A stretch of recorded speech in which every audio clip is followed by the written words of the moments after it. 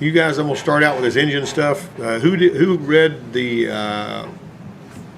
handouts on hydraulic valve lifters and the bent rod? Not me. Not it. Huh?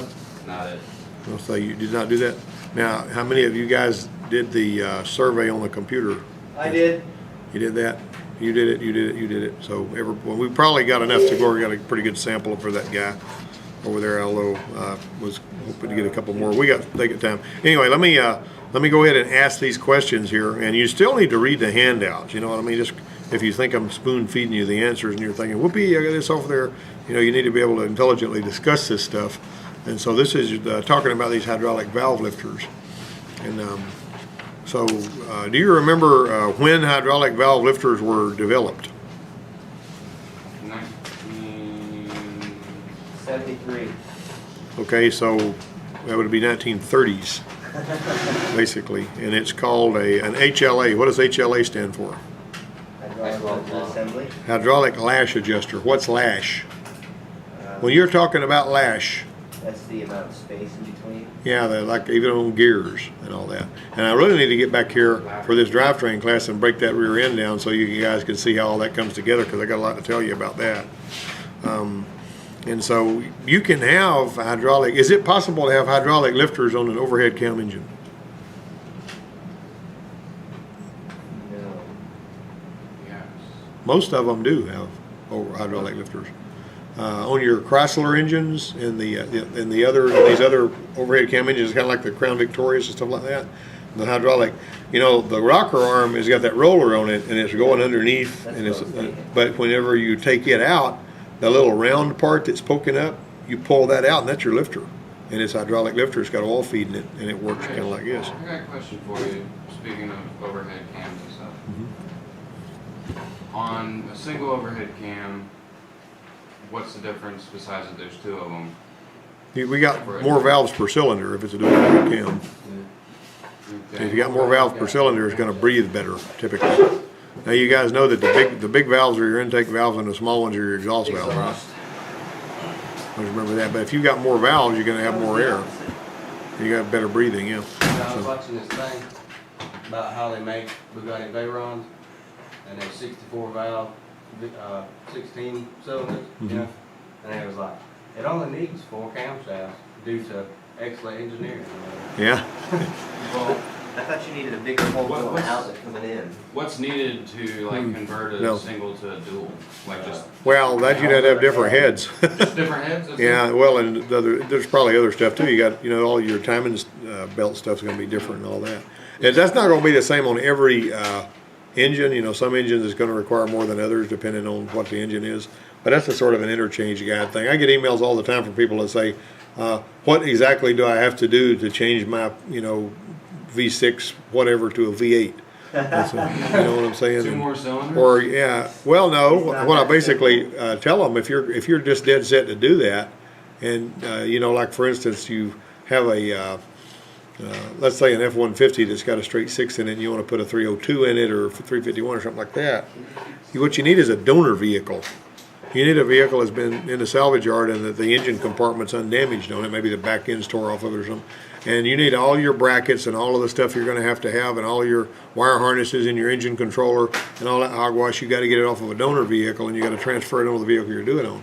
If you just, and I've run into people that will just want to drop one in there and think everything's going to line up and they're just going to plug in and go. And that's not the way that works. There's a whole lot of different stuff. Yeah, that it's has to not be- plug and play with the vehicle. Also, yeah, exactly. So it was easier in the olden days than it is now, but even then you'd wind up with brackets that wouldn't line up and all kinds of issues, and the radiator would be too thin. Make them bigger. Yeah, well, yeah, I mean, that sounds, and there's people that are skilled at doing that, but there's other people, you know, if you don't have a torch and a welding machine and a lathe and all this other stuff to do it, you know, you're manufacturing stuff. And my deal is, I like to put back in there what came out of there. You remember the white truck I had? Yeah. I took it from a 2-barrel car, changed out the intake and all that, and the brackets Yeah. were smaller for the 2-barrel. Uh-huh. My dad cut it right where the fold is, took a piece of metal and welded it in, extended it, and raised it, and all this stuff to make it line up. Isn't he a machinist anyway or something, or what does he do? What does your dad do? My dad's a tool and die senior supervisor. At Bingo! You see where I'm going? So he Yeah, knows he how to can do build this stuff. stuff. You know that he can build stuff, and that's why that works for him. You know. Anyway, why are hydraulic lifters being adopted for use in motorcycle and lawn tractor engines? Anybody know the answer to that Because one? it's better performance, better gas mileage. They require no maintenance. Really? No maintenance. You don't have to adjust them. You don't have to adjust the valves. On your little Volkswagen buggy engine that you had in that bus, you had to adjust the valves. Ever so often, you got to adjust the Yeah. valves. And on those, okay, so why do high performance engine lifters use a thin disc instead of a ball? What test are we on? We're on the hydraulic valve lifter test. It's an engine test we're doing today. We're starting with that one because I want to get that one behind us. We didn't do it yesterday, we're going to do it today. Why do they use it? Why do they use a thin disc instead of a ball on high performance? Quicker response. Huh? Quicker response. What about less reciprocating mass? There's not as much mass there. Okay, oil pressure is being pumped into the body of the lifter. Why doesn't this pressure open the valve? Restriction. Because oil pressure is lower than valve spring pressure. Everything is going to be a differential between pressures. You get where I'm going? I had a guy in here one time that was like, he had done some mechanic work, but he was like 20 years old or something. And that boy literally thought he knew everything there was to know. See, And he was actually, and I was telling him, I said, what if you've got a engine that you want to check and see if you got a blown head gasket, pull all the plugs out but one, fill the coolant system up, you know, work better if you take a thermostat out, you can do it without that. And with that one spark plug in there, you spin it over to see if it disturbs the water. If it disturbs the water, that cylinder's got a blown head gasket pushing compression into the water. Move that plug to the next cylinder, do it again. You know, you're gonna have one plug in the engine each time, but you're gonna move it. And when you find the one where you see bubbles are bouncing in the water, you'll see if the spark plug hole's open, the pressure will just puff out on the rest of the holes. But when you find the one that's got the blown head gasket, and he'd never heard of that procedure before, and he says, "Well, I've never seen anything like that." And I said, "Well, you're 20 years old and you've seen everything. Come on, give me a break, you know." The only way you can see everything at 20 is if you've been doing Yeah. stuff since 1. Well, maybe there's people all the time. Every time I talk to, you know, like when I go to a school or something, when I'm in Kansas City, there's a whole room full of mechanics there, and everybody's working on pretty much the same stuff, doing everything. I always hear cool ideas that I hadn't thought of before. You know, I mean, I've been doing this nearly 40 years, counting the time I've been teaching, and I'm sitting here saying, look, anytime you get the idea that nobody else can teach you anything, you're really not. You're going to lock down. You know, you actually get kind of boneheaded where you can't be taught anything. And the hardest people to teach are the ones that think they already know it. Define valve lash. What is valve lash? Like the space that they move and clatter around. That's a pretty good way. What would you say? What did you?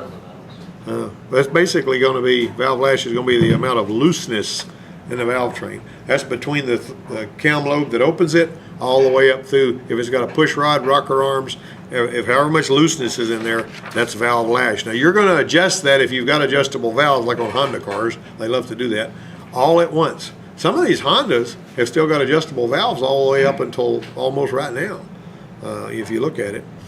What's the purpose of General Motors, DOD, and Chrysler's MDS valve systems? I don't even know what it is. the purpose, Yeah.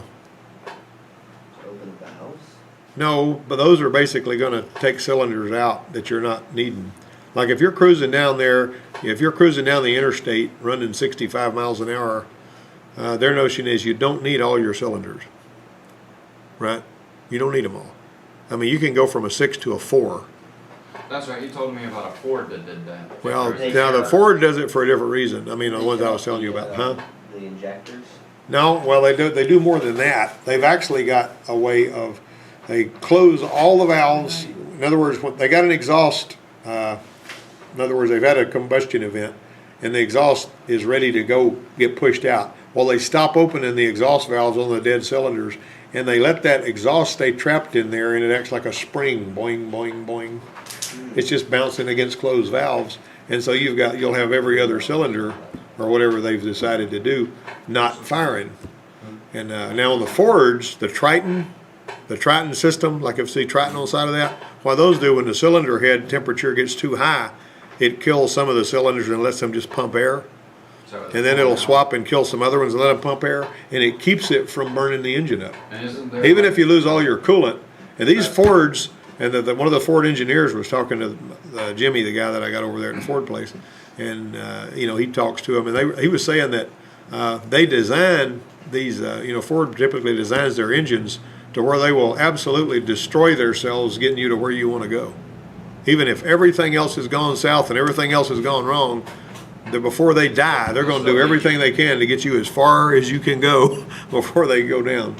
And that's pretty much the way they're set up. Even the Power Strokes and all of them are set up so that they'll do that.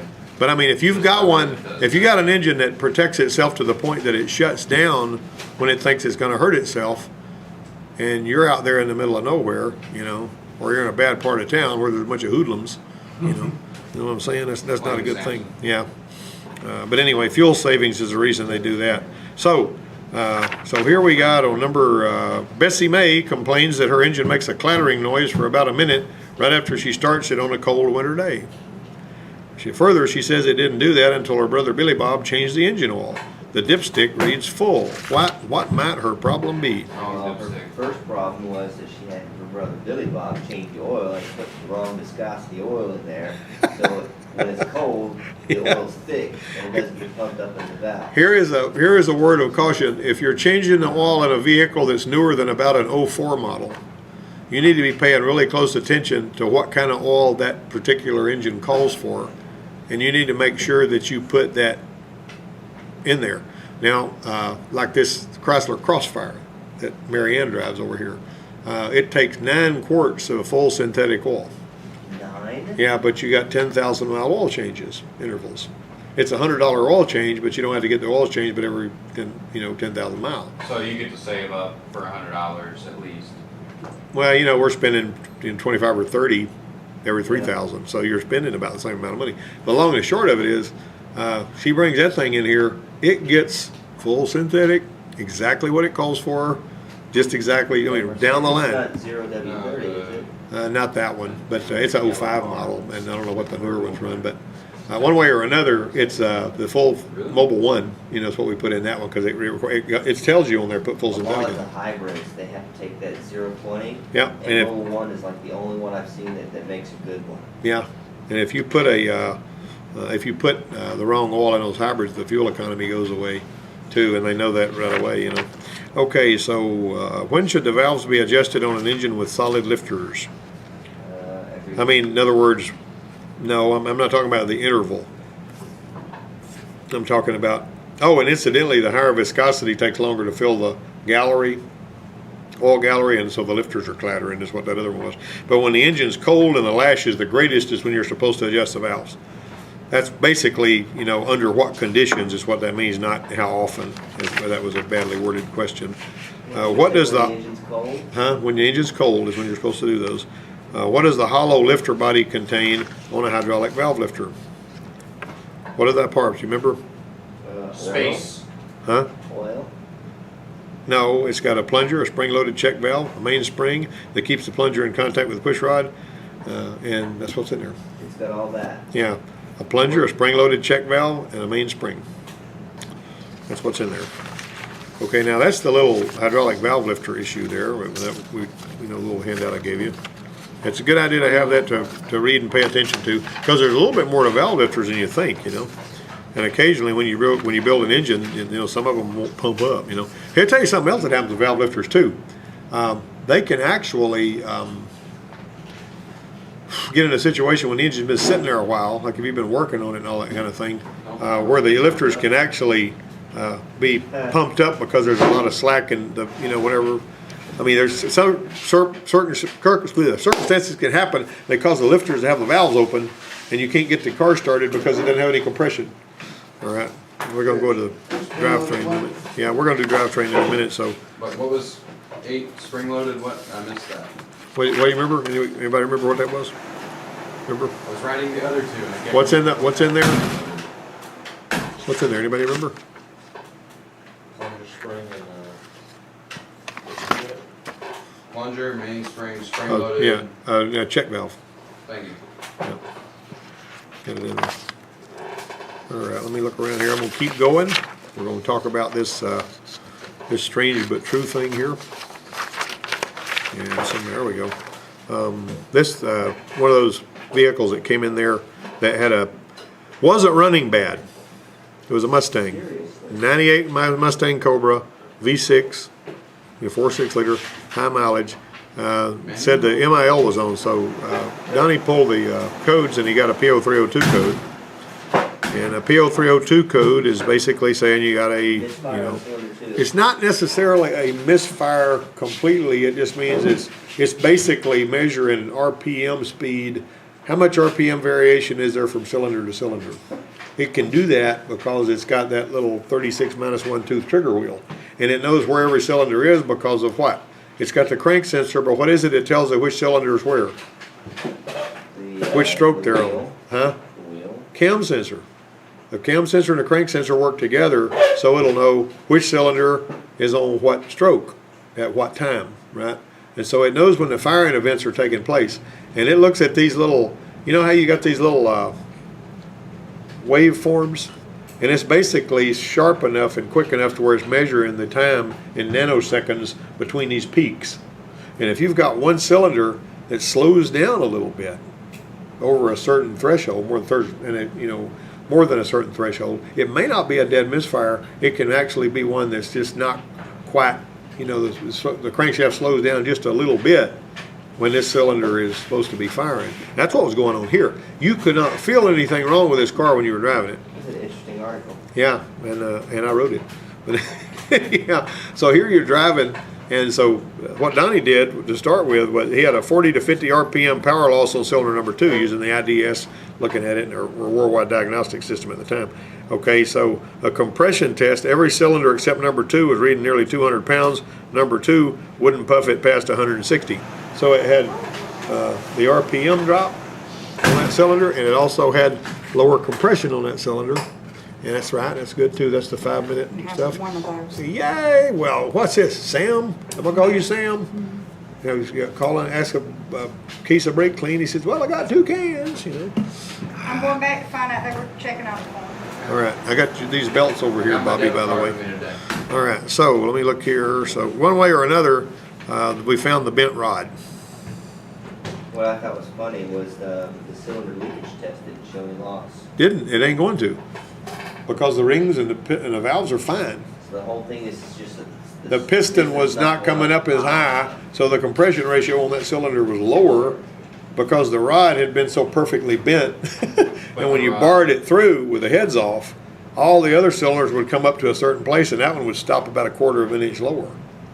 And that's one of those things that you could have driven the car indefinitely like that, but it's going to keep throwing you that PO302. And that's actually that's an actual picture of the rod that was bent. Now that was some kind of an ancient hydraulic lock event that took place on that thing. It swallowed some water at some point. You got me? And when it swallowed that water, you can't squeeze water, and it bent the rod. And that Crown Victoria that had water in the cylinder that came in from that other shop, that Willie put the engine in, and when we pulled it apart, that rod was bent so bad that the piston would hit the crankshaft counterweight when it was going back down. That's why it was locked up. That took care of that. Let's ask the questions here. What can bend a rod without piston damage? Water. Name 3 things that can cause a partial misfire. Fuel, air, and bad ratio. What about, ignition system? What did I tell you guys about when you're listening to the exhaust and when it's going boo, poo, poo, poo? You ever heard that? Yeah. Listening to the exhaust, you know what that is? You know what causes it? Either somebody has gapped the spark plugs too close, or they're partially fouled, or one of them is. And so it's firing usually, but not every time. So ever so often you'll have a misfire. I watched a video yesterday where it had that, it was on something, it looked like a crown pit. Yeah. And spark plug was, you said the gap was wrong, and then at the end of it, you had the spark plug in your hand, the gap was right, but when you turn it over, That Yeah. little piece. Yeah, the ceramic was cracked in a circle up there, and that little ceramic sleeve around the, whenever you turned it over like this, that ceramic sleeve would slide down and actually bump against the round electrode, and the spark wasn't even exposed to the mix hardly. I mean, it barely was, you know. So, what can cause that? Just I don't know. I mean, every now and then you just see a failure like that, and you can't definitively say that you know what caused it. I don't know what busted that piston on that Jeep over there that y'all are changing the motor out on. I don't know what happened there. I mean, it just a woman driver. busted all the He pieces. said at the end of that video, he said, you couldn't do that again, no matter how hard you tried. Well, you couldn't. I mean, and that was one of the things. But listen, this is what you do. And here's another little troubleshooting thing for engine guys. If you hear one that you started up and it's, some of you may have run into this before. Bobby, listen to this because you're going to need to know it. Okay. Somebody says, well, I started up after I've been, crank it, run it, drive it, I park it hot. I come back out after I've been in the grocery store, and it skips for about 30 seconds, and then it cleans up its act. And it does this just about every time I park it when it's gone through a hot soak. Oil leaking? Huh? Oil leaking in the cylinder? Well, not typically, or you'll see smoke. If somebody cranks one up and you see a bunch of smoke boil out across the parking lot, that's typically valve stem seals. If it cleans up, it may smoke a little when it's idling, but usually what you'll hear there, the valve stem seals are dripping in the cylinder, crank them up, and it burns all that oil out, and it makes them puffy ice cream looking deposits like you see on that spark plug on the bottom left over there. If you see those, turn around there, Brian, look at that. If you see those, that's valve stem seals leaking, that bottom left one. See that? Because it gets them old hard, crusty deposits on there that builds up over time. Anyway, the one that I'm talking about is basically what you're going to do there. When you've got one that's doing that, when it's cranking up and it's skipping a little and then it straightens up, crank it up while it's skipping. You listening, Quincy? Crank it up. While it's skipping, you shut it off. And as fast as you can, you get all the plugs out and you lay them out in order so you'll know where they came from. If you see one that's steaming, then water's getting in that cylinder, either through by a head gasket or a cracked head. And you'll see that. And when it heats up? Yeah, whenever it's warm and you go through a hot soak, the pressure is pushing droplets of coolant in there. When you start spinning it over, it wets that spark plug with water. And whenever a spark plug's wet, either with gas or water, it's the spark's gonna run on the wet instead of jumping the gap. And bad gas makes something skip? Well, bad gas is going to cause a number of problems, but you don't typically have the kind of concern I'm talking about. Another one, if you've got one dripping fuel injector, just one, it doesn't have to be dripping very much. You can find it the same way. Hard, that's what I'm saying. If you pull them out, if you see steam coming off of it, you know that it's got water in there. The second thing, if you see that one of them is dark and sooty, and the rest of them are fairly clean, then you got a dripping fuel injector. And then you're going to pull your fuel injectors out, and if the one that corresponds with that spark plug is washed clean, you know that injector's leaking. Because the tips of those injectors, if you pull them out and they haven't been leaking, they're going to be gritty and dirty and grungy.